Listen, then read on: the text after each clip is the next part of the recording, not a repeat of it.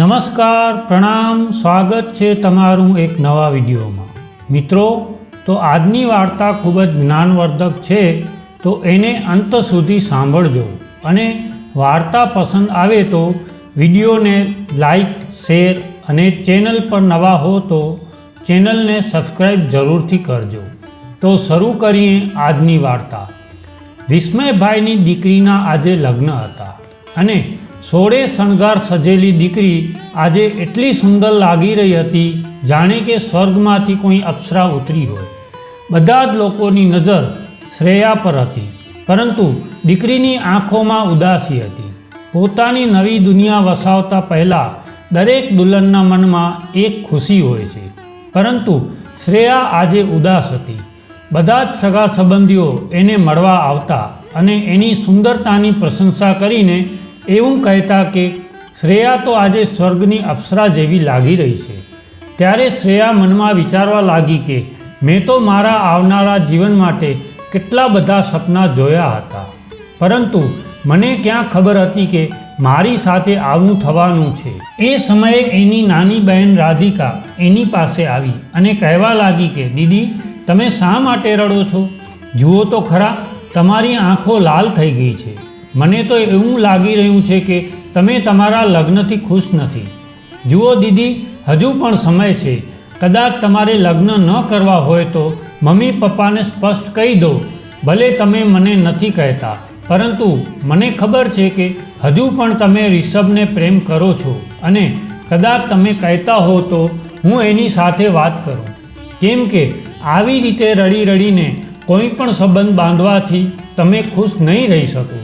ત્યારે શ્રેયા બોલી કે અરે રાધિકા, તું શું વાત કરી રહી છે? કદાચ મારે લગ્ન માટે ના પાડવી હોય તો હું આજના દિવસની શા માટે રાહ જોઈ રહી હોત?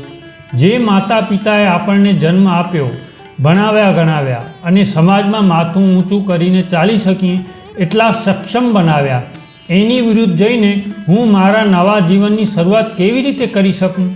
એટલે તું મારી ચિંતા ન કર, કેમ કે આપણા માતા પિતાએ કંઈક સમજી વિચારીને જ મારા લગ્ન નક્કી કર્યા હશે। શ્રેયાએ આવું કહ્યું એટલે રાધિકા મોઢું બગાડીને કહેવા લાગી કે દીદી, તમે જરાક તો વિચાર કરો। જે છોકરા સાથે તમે લગ્ન કરવા જઈ રહ્યા છો એ છોકરા સાથે તમારે અત્યાર સુધીમાં ફક્ત એકાદ વાર વાત થઈ હશે। તમે તો એના વિશે કશું જાણતા પણ નથી અને આમ પણ એ છોકરો મને કંઈ ખાસ નથી લાગતો, જેવી રીતે એ લોકોએ ડિમાન્ડ મૂકી છે। રાધિકા હજુ આગળ કંઈ બોલે એ પહેલાં જ રૂમનો દરવાજો ખુલ્યો અને શ્રેયાની મમ્મી રૂમમાં આવીને કહેવા લાગી કે અરે રાધિકા, તું અહીંયા બેઠી છો? હું તો તને ક્યારની શોધી રહી હતી। લે આ ચાવી લે અને જલ્દીથી સ્ટોર રૂમમાં મૂકેલા મીઠાઈના ડબ્બા લઈ આવ। ત્યારે રાધિકા ઊભી થઈને મીઠાઈના ડબ્બા લેવા ગઈ, પરંતુ એ મનમાં વિચારી રહી હતી કે મારા પપ્પાએ તો એવું કહ્યું હતું કે છોકરાવાળા દહેજ લીધા વગર લગ્ન કરવા માંગે છે, તો પછી છોકરાવાળાએ આખરે એવી કઈ ડિમાન્ડ મૂકી હશે? આવું વિચારતા વિચારતા રાધિકા પાછી વળી અને એના મમ્મીને પૂછવા લાગી કે મમ્મી, મારે મારા પપ્પાને મળવું છે, એ ક્યાં છે? એટલે મમ્મી કહેવા લાગ્યા કે બેટા, તું તો જાણે છે કે તારા પપ્પા લગ્નના કામમાં કેટલા બધા વ્યસ્ત છે, એટલે તું પહેલાં મીઠાઈના ડબ્બા લઈ આવ। આટલું કહીને એના મમ્મી પણ બહાર જતા રહ્યા, પરંતુ રાધિકાના મનમાં તોફાન ચાલી રહ્યું હતું, કેમ કે શ્રેયાએ આ લગ્ન કરવા માટે ઘણું બધું બલિદાન આપ્યું હતું। એણે રિષભને ભૂલવા માટે ખૂબ કોશિશ કરી અને ખુદને તૈયાર કરી હતી। રિષભ એક મધ્યમ વર્ગના પરિવારનો અને ખૂબ જ સમજદાર છોકરો હતો। રિષભ અને શ્રેયાની પહેલી મુલાકાત ત્યારે થઈ હતી જ્યારે LLBના અભ્યાસ માટે એ કોલેજમાં ભણતી હતી। કોલેજનો પહેલો દિવસ હતો અને શ્રેયા પોતાની સ્કૂટી પાર્ક કરીને બહાર આવી। એ સમયે એક સિનિયર વિદ્યાર્થી એને રોકીને પરેશાન કરી ગયો હતો। ત્યારે એકલી ઊભેલી શ્રેયાની આંખોમાં આંસુ આવી ગયા। એને કંઈ સમજાતું નહોતું કે હવે હું શું કરું। ત્યારે રિષભ ત્યાં આવી ગયો અને એ વિદ્યાર્થીને કહેવા લાગ્યો કે અરે નાલાયક, જરાક તો શરમ કર। છોકરીઓની ઇજ્જત નથી કરી શકતો તો કમસે કમ એને હેરાન તો ન કર। તમે લોકો અહીંયા ભણવા આવો છો કે પછી છોકરીઓને હેરાન કરવા? રિષભે ગુસ્સામાં આવીને આવું કહ્યું ત્યારે પેલા વિદ્યાર્થીએ એવું કહ્યું કે આ અમારી બાબત છે, એટલે તારે આમાં પડવાની કોઈ જરૂર નથી. ત્યારબાદ રિષભે પેલા વિદ્યાર્થીને એક લાફો મારી દીધો અને શ્રેયાનો હાથ પકડીને ત્યાંથી લઈ ગયો. થોડા આગળ જઈને શ્રેયાએ રિષભનો ધન્યવાદ કર્યો. આવી રીતે ધીરે ધીરે સમય વીતવા લાગ્યો અને શ્રેયા રિષભના સ્વભાવથી ખૂબ પ્રભાવિત થઈ ગઈ. રિષભના દિલમાં છોકરીઓ માટે ખૂબ સન્માન હતો અને એ વાત શ્રેયાને ખૂબ પસંદ આવી ગઈ. હવે થોડા સમયમાં જ રિષભ અને શ્રેયા મિત્ર બની ગયા અને મિત્રતા ક્યારે પ્રેમમાં બદલાઈ ગઈ એ એને ખબર જ ન પડી. અહીંયા શ્રેયાના માતા પિતા એના લગ્ન માટે વિચારવા લાગ્યા હતા. ત્યારે શ્રેયાએ એના માતા પિતાને રિષભ વિશે જણાવી દીધું. પરંતુ વિસ્મયભાઈને જ્યારે ખબર પડી કે રિષભ એક અલગ જાતિનો છોકરો છે અને અમારી અલગ જાતિ છે, એટલે વિસ્મયભાઈએ આ સંબંધ માટે ના પાડી દીધી. આ બાજુ રિષભે પણ એના માતા પિતાને શ્રેયા વિશે જણાવ્યું અને એનો ફોટો બતાવ્યો. ત્યારે તેઓ શ્રેયાને પોતાના ઘરની વહુ બનાવવા માટે રાજી થઈ ગયા. પરંતુ અલગ અલગ જાતિ હોવાથી શ્રેયાના પપ્પા લગ્ન માટે તૈયાર નહોતા. ત્યારે શ્રેયા ખૂબ વિનંતી કરવા લાગી અને એવું કહ્યું કે રિષભથી સારો છોકરો મને ક્યાંય નહીં મળે, કેમ કે એ વડીલોની ઇજ્જત કરવાનું જાણે છે અને છોકરીઓની ખૂબ ઇજ્જત કરે છે, અને સૌથી મહત્ત્વની વાત તો એ છે કે એ મને ખૂબ પ્રેમ કરે છે. પરંતુ વિસ્મયભાઈએ શ્રેયાની કોઈ પણ વાત ન સાંભળી અને એવું કહી દીધું કે હવેથી તું રિષભથી દૂર રહેજે, એમાં જ તારી ભલાઈ છે. ત્યારબાદ ઉતાવળ કરીને વિસ્મયભાઈએ પોતાની દીકરીના લગ્ન કોઈ બીજી જગ્યાએ નક્કી કરી નાખ્યા. વિસ્મયભાઈ તો ખૂબ ખુશ હતા કે છોકરો સરકારી નોકરી કરે છે, એટલે શ્રેયાનું ખૂબ ધ્યાન રાખશે. એનાથી વધારે બીજું કંઈ જાણવાની એણે કોશિશ પણ ન કરી. શ્રેયાનું દિલ તો જાણે તૂટી ગયું હતું અને મનમાં ને મનમાં ખુદને દોષી માની રહી હતી, કેમ કે એ પોતાના પિતા વિરુદ્ધ પણ જઈ શકતી નહોતી. એટલે એના પિતાએ જે છોકરો શોધ્યો હતો તેની સાથે લગ્ન કરવા માટે એને હા પાડવી પડી. ત્યારબાદ શ્રેયાએ કોલેજ જવાનું બંધ કરી દીધું, કારણ કે હવે એની અંદર એટલી હિંમત નહોતી કે એ રિષભ સામે નજર મિલાવી શકે.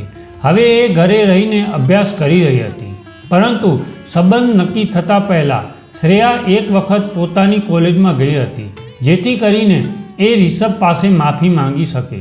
પરંતુ એની સામે જઈને માફી માંગવાની વાત તો દૂર રહી, એ નજર પણ ન મિલાવી શકી.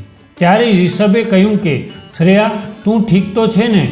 એટલે શ્રેયા કહેવા લાગી કે રિષભ, મને માફ કરી દે. આટલું કહેતા જ શ્રેયાની આંખમાં આંસુ આવી ગયા. ત્યારે રિષભે કહ્યું કે શ્રેયા, તારે માફી માંગવાની કોઈ જરૂર નથી. તે તો તારા પપ્પાને મનાવવાની પૂરી કોશિશ કરી હતી, પરંતુ કદાચ આપણા નસીબમાં આવું જ લખ્યું હશે. કંઈ વાંધો નહીં શ્રેયા, હું હંમેશા તારો મિત્ર હતો અને આગળ પણ મિત્ર બનીને રહીશ, અને જીવનમાં જ્યારે પણ તારે મારી જરૂર પડે ત્યારે મને યાદ કરી લેજે. હું હંમેશા તારો સાથ આપીશ. હવે જ્યારે શ્રેયાની પિતરાઈ બહેનો એના રૂમમાં આવી ત્યારે પોતાની જૂની યાદોમાં ખોવાયેલી શ્રેયા અચાનક વર્તમાનમાં આવી ગઈ. એટલે એની બહેનો કહેવા લાગી કે જુઓ તો ખરા, દુલ્હનની મહેંદી કેટલી સરસ આવી છે. મને તો એવું લાગે છે કે એનો પતિ એને ખૂબ પ્રેમ કરશે. પરંતુ શ્રેયાનું મન વિચલિત હતું, એટલે હમણાં આવું છું એવું કહીને એ રૂમની બહાર આવી ગઈ અને એના પિતાને શોધવા લાગી. ત્યારે એના પિતા કોઈ સાથે ફોનમાં વાત કરી રહ્યા હતા અને એ એવું કહી રહ્યા હતા કે જુઓ વેવાઈ, સમજવાની કોશિશ કરો. તમારા કહેવા પ્રમાણે ઘરના બધા જ લોકો માટે કપડાં, ઘરેણાં અને 10 લાખ રૂપિયાની વ્યવસ્થા કરી છે, અને તમે તો જાણો છો કે લગ્નમાં બીજા ઘણા બધા ખર્ચા હોય છે, અને અમે તો અમારી હેસિયતથી પણ વધારે વ્યવસ્થા કરી છે. પરંતુ હવે તમે 15 લાખ રૂપિયા અને કારની વ્યવસ્થા કરવાનું કહી રહ્યા છો, તો આ બધું આટલા ઓછા સમયમાં અમે કેવી રીતે કરી શકશું? આટલું કહેતા જ ફોન કાપીને શ્રેયાના પિતાજી નિસહાય બનીને સોફા પર બેસી ગયા. ત્યારે એના મમ્મી કુસુમબેને પૂછ્યું કે શું કહ્યું વેવાઈએ? એટલે વિસ્મયભાઈ કહેવા લાગ્યા કે એમણે એવું કહ્યું છે કે અમે તો તમારી આગળ અમારી ઈચ્છા મૂકી દીધી છે, બાકી તો તમે સમજદાર છો. એવું કહીને એણે ફોન કાપી નાખ્યો. હવે તો મને એ નથી સમજાતું કે આટલા ઓછા સમયમાં આટલા બધા પૈસાની વ્યવસ્થા કેવી રીતે કરવી? એ જ સમયે શ્રેયાને પોતાની સામે ઊભેલી જોઈને એ હેરાન રહી ગયા. ત્યારે શ્રેયા કહેવા લાગી કે પપ્પા, તમે આ બધી વાતો મારાથી કેમ છુપાવી રાખી હતી? શું તમે 10 લાખ રૂપિયા એ લોકોને દહેજમાં આપી રહ્યા છો? ત્યારે એના મમ્મીએ કહ્યું કે શ્રેયા, તું શું બોલી રહી છો? અત્યારે તો તું તારા રૂમમાં જા. એટલે શ્રેયા બોલી કે મમ્મી, પરંતુ આ બધું ખોટું કહેવાય. એક બાજુ તમે તમારી દીકરીને વકીલાતનો અભ્યાસ કરાવી રહ્યા છો અને એવું સમજી રહ્યા છો કે હું બીજા લોકોને ન્યાય અપાવી શકું, અને બીજી બાજુ તમે ખુદ અન્યાય સહન કરી રહ્યા છો. અરે, મારું ઘર વસાવવા માટે મારા માતા પિતા રસ્તા પર આવી જાય એ હું સહન નહીં કરી શકું. ત્યારે એના પપ્પાએ કહ્યું કે શ્રેયા બેટા, તું ચિંતા ન કરતી, બધી જ વ્યવસ્થા થઈ જશે. એટલે શ્રેયા કહેવા લાગી કે પપ્પા, વાત એ નથી કે વ્યવસ્થા થશે કે નહીં, પરંતુ વાત સાચા અને ખોટાની છે, અને ખોટી વાતનો સ્વીકાર કરવો એ મારા સ્વભાવમાં નથી. એટલે એના પપ્પા કહેવા લાગ્યા કે અરે બેટા, દહેજ તો દુનિયાની રીત છે અને દરેક દીકરીના માતા પિતા આપતા હોય છે. અરે, તું વિચાર તો કર કે એ છોકરો સરકારી નોકરી કરે છે, એટલે થોડી ઘણી ડિમાન્ડ તો કરવાના જ છે. ત્યારે શ્રેયા બોલી કે પપ્પા, મેં ક્યારેય એવું નથી કહ્યું કે સરકારી નોકરી કરવાવાળા છોકરા સાથે મારા લગ્ન કરાવો, અને કદાચ એ લોકો અત્યારથી જ દહેજની માંગ કરી રહ્યા છે તો એવા ઘરમાં મારો સંબંધ નક્કી કરવાની શું જરૂર છે? એટલે એની માં કહેવા લાગી કે શ્રેયા, આવી રીતે તારા પપ્પા સાથે વાત કરવાની તારી હિંમત કેવી રીતે થઈ? તું અત્યારે જ તારા રૂમમાં જા. આવું કહીને શ્રેયાને એના રૂમમાં મોકલી દીધી. અને વિસ્મયભાઈ કહેવા લાગ્યા કે હું હમણાં જ વેવાઈ સાથે વાત કરું છું, મને વિશ્વાસ છે કે એ આપણી વાત જરૂર સમજશે. આ બાજુ શ્રેયા પણ આવા બધા વિચાર કરીને ખૂબ ચિંતા કરી રહી હતી કે આખરે શું કરી શકાય. એ પોતાના રૂમમાં ઉદાસ થઈને બેઠી હતી. એને કંઈ સમજાતું નહોતું કે મારે શું કરવું. ત્યારે એ વિચારવા લાગી કે મારે મારા થવાવાળા પતિ મહેશને ફોન કરવો જોઈએ, કારણ કે એ ભણેલા ગણેલા છે અને સરકારી નોકરી કરે છે, એટલે એ દહેજ જેવા દૂષણનો પક્ષ નહીં લે.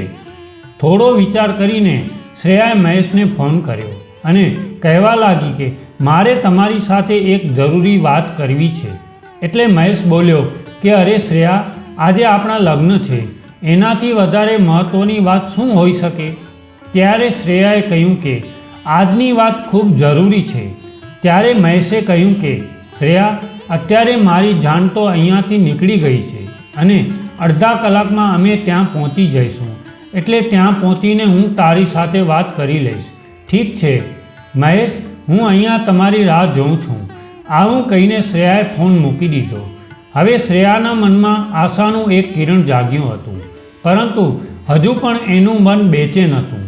થોડા સમય બાદ જાન આવી ગઈ. ત્યારે શ્રેયા ખૂબ આતુરતાપૂર્વક મહેશની રાહ જોવા લાગી, પરંતુ થોડા સમય પછી પણ એ આવ્યો નહીં. એટલે શ્રેયાએ મહેશને ફોન કર્યો. ત્યાં સુધીમાં તો રૂમનો દરવાજો ખુલ્યો અને મહેશ ગુસ્સો કરીને અંદર આવ્યો અને કહેવા લાગ્યો, અરે શ્રેયા, એવો તો શું પહાડ તૂટી પડ્યો હતો કે તું આપણા લગ્ન સુધી પણ રાહ ન જોઈ શકી? હવે જલ્દીથી મને એ જણાવ કે તારે શું કહેવું છે? ત્યારે શ્રેયા કહેવા લાગી કે મહેશ, મને એવું જાણવા મળ્યું છે કે તમારા મમ્મી પપ્પાએ મારા પપ્પા પાસે 15 લાખ રૂપિયા અને એક નવી કાર દહેજમાં માંગી છે. આટલું સાંભળીને મહેશ કહેવા લાગ્યો કે અરે શ્રેયા, આટલી વાતમાં તું પરેશાન થઈ રહી હતી? એમાં ગભરાવા જેવી શું વાત છે? અત્યારના જમાનામાં તો આ બધું સામાન્ય છે. ત્યારે શ્રેયાએ હેરાનીથી પૂછ્યું કે મહેશ, શું તમને દહેજ લેવામાં કોઈ વાંધો નથી? ત્યારે મહેશ બોલ્યો કે મને શું વાંધો હોઈ શકે? આ બધી તો મોટા લોકોની વાત છે. અને શ્રેયા, મારા પપ્પાએ તો 15 લાખ રૂપિયા અને કારની ડિમાન્ડ રાખી છે, પરંતુ તને ખબર છે કે અમારી જાતિમાં તો 1 કરોડ રૂપિયા સુધીનું દહેજ તો સામાન્ય વાત છે. પોતાના થવાવાળા પતિની આવી વાતો સાંભળીને શ્રેયા ચોંકી ગઈ. એટલે એણે એવું કહ્યું, જ્યારે આપણી પહેલી મુલાકાત થઈ હતી ત્યારે તો તમે એવું કહ્યું હતું કે તમે સમાજ સુધારણા કરવામાં વિશ્વાસ રાખો છો અને ક્યાંય પણ ખોટું થતાં જુઓ છો ત્યારે તમે એનો વિરોધ કરો છો. એનો મતલબ એ થયો કે તમારી હકીકત કંઈક જુદી છે. ત્યારે મહેશ બોલ્યો કે શ્રેયા, મારા પપ્પાએ દહેજની વાત તો પહેલાં જ કરી દીધી હતી અને તારા પપ્પાને આ વાતથી કોઈ વાંધો નહોતો અને તારા પપ્પાએ ખુદ દહેજમાં 15 લાખ રૂપિયા આપવાની હા પાડી હતી. એટલે જ મારા પપ્પાએ સંબંધ નક્કી કર્યો હતો. પરંતુ તારા પપ્પાએ તને આ વિષયમાં નથી જણાવ્યું તો એમાં મારો કોઈ વાંક નથી. આવું સાંભળીને શ્રેયાને મનમાં ને મનમાં ખૂબ ગુસ્સો આવી રહ્યો હતો. એટલે એ કહેવા લાગી કે 15 લાખ રૂપિયા મારા પપ્પાએ એની મરજીથી આપી રહ્યા છે, તો પછી આજે તમારા તરફથી નવી કાર આપવાની ડિમાન્ડ કેવી રીતે આવી ગઈ? અને મહેશ, મારી વાત કાન ખોલીને સાંભળી લ્યો કે કદાચ આ લગ્ન દહેજ વગર ન થઈ શકે એમ હોય તો મારે આ લગ્ન નથી કરવા. શ્રેયાનો આવો જવાબ સાંભળીને મહેશ ચોંકી ગયો અને એ કહેવા લાગ્યો કે ઠીક છે, તને કાર આપવાથી પ્રોબ્લેમ હોય તો હું મારા પપ્પા સાથે વાત કરીને કારનો કિસ્સો ખતમ કરી દઉં છું. હું મારા પપ્પાને સમજાવી દઈશ, એટલે હવે પછી એ કારની બાબતે તારા પપ્પા સામે કોઈ પણ પ્રકારની ડિમાન્ડ નહીં કરે. શ્રેયા, હવે મોડું થઈ ગયું છે અને બહાર બધા વિચારી રહ્યા હશે કે વરરાજા ક્યાં ગયો છે. આટલું કહીને મહેશ ત્યાંથી નીકળી ગયો. મહેશની વાત સાંભળીને શ્રેયાને સંતોષ નહોતો થયો, પરંતુ એના પિતાની ઇજ્જતનો વિચાર કરીને એ ચૂપ થઈ ગઈ. થોડીવાર બાદ મહેશે શ્રેયાને ફોન કર્યો અને એવું કહ્યું કે મેં મારા પપ્પા સાથે વાત કરી લીધી છે અને એ માની ગયા છે. આટલું કહીને એણે ફોન મૂકી દીધો. પરંતુ મહેશના વિચારો જાણીને એને એટલી ખબર પડી ગઈ હતી કે મહેશ એના માટે એક યોગ્ય છોકરો નથી, કેમ કે એ બંનેના વિચારો એકબીજા સાથે જરા પણ મળતા નહોતા. હવે બહાર શ્રેયાને વરમાળા માટે બોલાવી રહ્યા હતા. ત્યારે રાધિકા અંદર આવી ને કહેવા લાગી કે દીદી, તમે આ લગ્ન પપ્પાના કહેવાથી કરી રહ્યા છો, કારણ કે પપ્પાને એવું લાગે છે કે આ લગ્ન બાદ તમે ખૂબ ખુશ રહેશો, પરંતુ હકીકત પણ તમે જાણો છો. ત્યારે શ્રેયા બોલી કે રાધિકા, આખરે તું શું કહેવા માંગે છે? કે હું એક ડરપોકની જેમ અહીંયાથી ભાગી જાઉં અને મમ્મી પપ્પાની ઇજ્જત પર દાગ લગાવી દઉં અને એને અપમાનભર્યું જીવન જીવવા માટે મજબૂર કરી દઉં? અરે, લોકો એને અલગ અલગ પ્રકારના પ્રશ્નો પૂછવા લાગશે અને હું આવું કરીશ તો મારા પપ્પા સમાજમાં માથું ઊંચું કરીને ચાલવાને લાયક નહીં રહે. નહીં રાધિકા, હું આટલી સ્વાર્થી ન બની શકું કે મારા મમ્મી પપ્પાને અધવચ્ચે છોડીને જતી રહું. ત્યારબાદ શ્રેયા જ્યારે બહાર આવી તો બધા જ લોકોની નજર એના પર હતી. હવે વરમાળાની રસમ પૂરી થઈ ત્યારે વરવધુ ખુરશી પર બેઠા. હવે બધા જ મહેમાનો એક પછી એક સ્ટેજ પર આવીને વરવધુને આશીર્વાદ આપવા લાગ્યા. આશીર્વાદ સમારોહ પત્યા બાદ એક બાજુ મહેમાનો જમવા લાગ્યા તો બીજી બાજુ મહેશના ફ્રેન્ડ ડીજેની ધૂન સાથે નાચવા લાગ્યા. થોડીવાર બાદ એ લોકો મહેશને પણ ડાન્સ કરવા માટે લઈ ગયા. આ બાજુ શ્રેયાને એની બહેનપણીઓ પોતાની પાસે બેસાડી દીધી. ફેરા ફરવામાં હજુ ઘણો સમય બાકી હતો અને શ્રેયાની બહેનપણીનો એનો મૂડ ઠીક કરવા માટે એની સાથે હસી મજાક કરી રહી હતી. પરંતુ મહેશની વાતોથી પરેશાન થઈ રહેલી શ્રેયા વિચારવા લાગી કે એક બાજુ રિષભ હતો જે મારી આંખોમાં એક આંસુ પર જોઈ શકતો નહોતો અને બીજી બાજુ આ વરરાજા છે જેને પોતાની થવાવાળી પત્ની કરતાં પોતાના સ્ટેટસની વધારે પડી છે. થોડી વાર બાદ મ્યુઝિક બંધ થઈ ગયું અને મહેશના બધા જ ફ્રેન્ડ જમવા જતા રહ્યા. ત્યારે શ્રેયાએ જોયું કે મહેશ ત્યાં હાજર નહોતો અને બેઠા બેઠા શ્રેયાને પણ ખૂબ થાક લાગી રહ્યો હતો. એટલે કુસુમબેને શ્રેયાને રૂમમાં જઈને થોડીવાર આરામ કરવાનું કહ્યું. એટલે રાધા અને એની બહેનપણી શેફાલી એને ત્યાંથી લઈ ગઈ. પરંતુ જ્યારે તેઓ રૂમ તરફ જવા લાગ્યા ત્યારે એને કંઈક અવાજ સંભળાયો કે વાહ મહેશ, ખૂબ મજા આવી ગઈ, પાર્ટી તો ખૂબ સરસ હતી. અરે મહેશ, તે અત્યારે તો આ બધી વાતો ખૂબ સારી રીતે સંભાળી લીધી છે, પરંતુ ક્યારેક શ્રેયા ભાભીની સામે આ બધી હકીકત આવી જશે ત્યારે શું થશે? ત્યારે મહેશ બોલ્યો કે અરે યાર, એકવાર લગ્ન થઈ ગયા બાદ શું તકલીફ થવાની છે? મારે તો કોઈ પણ રીતે આ લગ્ન પતી જાય ત્યાં સુધી આ વાત સંભાળવાની છે અને આ વાતની તો મને પહેલાંથી ખબર હતી કે શ્રેયા દહેજની વિરોધી છે. અને કદાચ મેં આ વાતને સંભાળી ન હોત તો શ્રેયા લગ્ન કરવા માટે ના પાડી દેત અને આવું થયું હોત તો મારું અને મારા પરિવારનું કેટલું બધું અપમાન થઈ જાત. હું તો સીધો જ મારા સસરા પાસે પહોંચી ગયો અને એને જણાવી દીધું કે તમારી લાડકી દીકરીએ મને ઘણું બધું સંભળાવી દીધું છે. બસ પછી તો શું જોવાનું હતું. આ વાત માટે એમણે મારી પાસે માફી માંગી લીધી અને અત્યાર સુધી દહેજમાં જે ગાડી આપવા માટે એ લોકો આનાકાની કરી રહ્યા હતા એ હવે ગાડી આપવા માટે પણ તૈયાર થઈ ગયા છે. પરંતુ આ બધી લેવડ દેવડની કોઈ પણ વાત શ્રેયાની સામે ન આવે એનું ધ્યાન રાખવાનું છે. ત્યારે એના મિત્રએ કહ્યું કે એનો મતલબ એવો થયો કે શ્રેયા ભાભીને ખબર પણ ન પડી અને તને બધું જ દહેજ મળી જશે. ત્યારે મહેશ બોલ્યો કે હા, દહેજ તો બીજે ક્યાંય લગ્ન કર્યા હોત તો પણ મળી જાત, પરંતુ શ્રેયા જેવી સુંદર અને ભણેલી ગણેલી છોકરી મળવી ખૂબ જ મુશ્કેલ છે. મારે તો ફક્ત દેખાવમાં સુંદર હોય એવી છોકરી સાથે લગ્ન કરવા હતા. બાકી મગજ તો હું એનો ઠેકાણે લાવી દઈશ. મહેશની વાત સાંભળીને શ્રેયાને પોતાના કાન પર વિશ્વાસ નહોતો થઈ રહ્યો. ત્યારે તેના મિત્રએ કહ્યું કે મહેશ, તે ભાભીની આટલી બધી વાતો ચૂપચાપ રહીને કેવી રીતે સાંભળી લીધી? ક્યાંક એવું ન થાય કે આપણો મિત્ર ભાભીની સામે એક ડરપોક બિલાડી બની જાય. ત્યારે મહેશ બોલ્યો કે બસ એકવાર લગ્ન થઈ જવા દે, ત્યારબાદ જેટલી વાતો એણે મને સંભળાવી છે એનો તો હું વ્યાજ સાથે હિસાબ લઈશ. સૌથી પહેલાં તો હું એની વકીલાત છોડાવી દઈશ, કેમ કે એની વકીલાતના લીધે એની જીભ વધારે ચાલે છે. એટલે લગ્ન બાદ એના પપ્પાની પરીની પાંખો કાપીને એના મોઢા પર તાળું ન મારી દઉં તો મારું નામ મહેશ નહીં. આવી બધી વાતો સાંભળીને શ્રેયા ચોંકી ગઈ અને એની બેનપણી અને રાધિકાની હેરાનીનું કોઈ ઠેકાણું ના રહ્યું. ત્યારબાદ પ્રિયા દોડતી દોડતી એના રૂમમાં જતી રહી અને જોર જોરથી રડવા લાગી. એની આવી હાલત જોઈને રાધિકા પણ સહન ન કરી શકી એટલે એણે એના પપ્પાને ફોન કર્યો. વિસ્મયભાઈએ એ સમયે મંડપની તૈયારી કરી રહ્યા હતા. ત્યારે રાધિકાએ કહ્યું કે પપ્પા, તમે જલ્દીથી રૂમમાં આવો, તમારી સાથે ખૂબ જરૂરી વાત કરવી છે. ત્યારબાદ વિસ્મયભાઈ બધી જ તૈયારીઓ છોડીને શ્રેયાના રૂમમાં આવ્યા અને એની પાછળ કુસુમબેન અને એના ભાઈ એટલે કે શ્રેયાના મામા પણ આવી ગયા. એટલે રાધિકા કહેવા લાગી કે પપ્પા, તમે દીદી સાથે કયા જન્મનો બદલો લઈ રહ્યા છો કે તમે એના લગ્ન આવા ઘરમાં કરી રહ્યા છો? ત્યારે કુસુમબેન બોલ્યા કે રાધિકા, તારા પપ્પા સાથે વાત કરવાની આ કઈ રીત છે? એટલે રાધિકા બોલી કે મારી બેનની આખી જિંદગી દાવ પર લાગી છે અને તમે મને રીત શીખવાડી રહ્યા છો? એકવાર દીદીની તરફ જુઓ તો ખરા, એની કેવી હાલત થઈ ગઈ છે. ત્યારે વિસ્મયભાઈએ પૂછ્યું કે શ્રેયા બેટા, તું કેમ રડી રહી છો? પરંતુ શ્રેયા કંઈ બોલી નહીં. એટલે વિસ્મયભાઈ કહેવા લાગ્યા કે મહેશ એક ખૂબ સારો છોકરો છે અને એ તને ખૂબ ખુશ રાખશે, એટલે તું ચિંતા ન કરતી.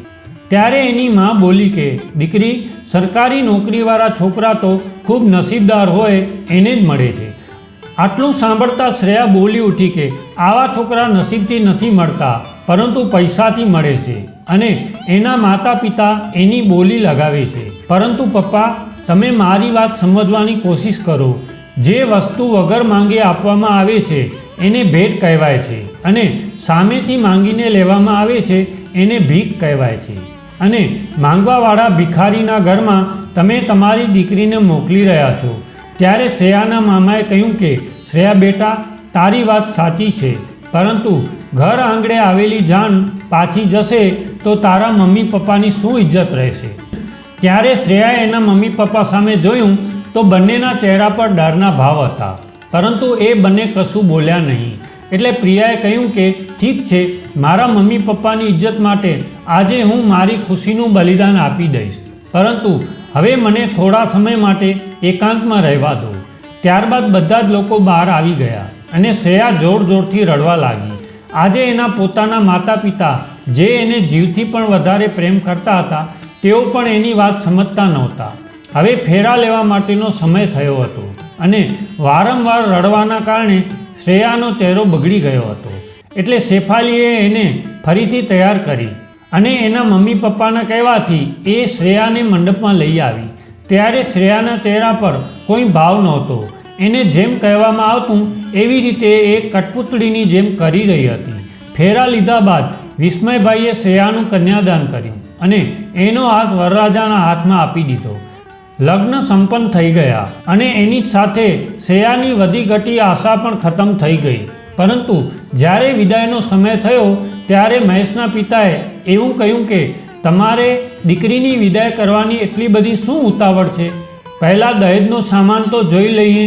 ત્યારે વિસ્મયભાઈ કહેવા લાગ્યા કે વેવાઈ, આ બધી વાતો આપણે પછી પણ કરી શકીએ છીએ, અત્યારે વિદાય તો થઈ જવા દો. ત્યારે મહેશના પિતા ઊંચા અવાજે બોલ્યા કે નહીં વેવાઈ, અત્યાર સુધી અમારા હાથમાં 15 લાખ રૂપિયા નથી આવ્યા અને અહીંયા તો ક્યાંય કાર પણ નજરમાં નથી આવી રહી, એટલે આ સમયે તમારી દીકરીનો વિદાયનો તો કોઈ સવાલ જ નથી આવતો. ચાલ બેટા મહેશ, આ લોકો આપણને કશું જ આપવા માટે તૈયાર ન હોય તો જાન દુલ્હન વગર જ અહીંથી પાછી જશે. મહેશના પિતાએ આવું કહ્યું, પરંતુ મહેશ ત્યાંથી આવ્યો નહીં. ઉપરથી એણે શ્રેયાનો હાથ જોરથી પકડી લીધો. એટલે એના પિતા કહેવા લાગ્યા કે મહેશ, હજુ હમણાં જ તારા લગ્ન થયા છે, ત્યાં તો તું તારી પત્નીનો ગુલામ થઈ ગયો. છોડી દે આ છોકરીનો હાથ. જ્યાં સુધી આપણા હાથમાં દહેજ નહીં આવે ત્યાં સુધી આ છોકરીને આપણે આપણા ઘરે નહીં લઈ જઈએ. એના પિતાએ કડકાઈથી આવું કહ્યું. ત્યારે શ્રેયાના મામા બોલ્યા કે હા વેવાઈ, મહેશ એ તમારી સાથે જરૂર આવશે. આવું કહીને એ અંદર ગયા અને મહેશને પોતાની સાથે લઈ આવ્યા. મહેશને જોઈને બધા જ લોકો ચોંકી ગયા, કેમ કે બધા જ લોકોની સામે મહેશ અંડરવેર અને બનિયાનમાં ઊભો હતો. આ બધું જોઈને શ્રેયા હેરાન રહી ગઈ અને વિચારવા લાગી કે મહેશ તો મારી સામે છે, તો પછી મારા લગ્ન કોની સાથે થયા છે? આવું વિચારીને શ્રેયાએ વરરાજાનો ચહેરો ઉઠાવીને જોયું તે એની આંખો પહોળી થઈ ગઈ.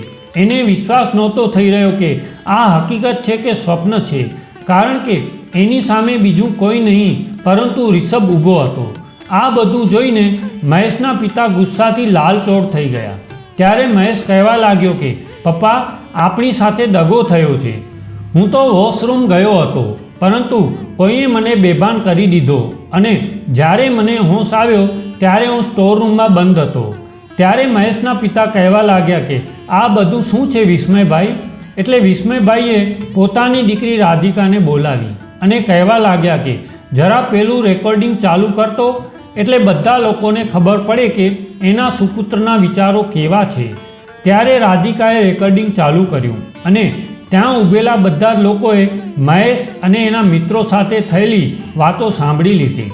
એટલે બધા જ લોકો હેરાન રહી ગયા અને આ બાજુ રેકોર્ડિંગ સાંભળીને મહેશ અને એના મમ્મી પપ્પાને તો કાપો તો લોહી ના નીકળે એવી હાલત થઈ ગઈ.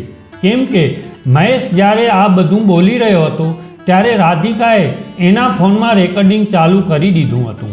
આવી રીતે રાધિકાએ સમજદારીપૂર્વક પોતાના ફોનમાં રેકોર્ડિંગ કરીને પોતાની બહેનનું જીવન બરબાદ થવાથી બચાવી લીધું હતું. તો મિત્રો, આજની વાર્તા તમને કેવી લાગી કોમેન્ટમાં જરૂર જણાવજો અને પસંદ આવી હોય તો વિડીયોને લાઈક, શેર અને આપણી ચેનલને સબસ્ક્રાઈબ જરૂરથી કરજો. જય શ્રી કૃષ્ણ.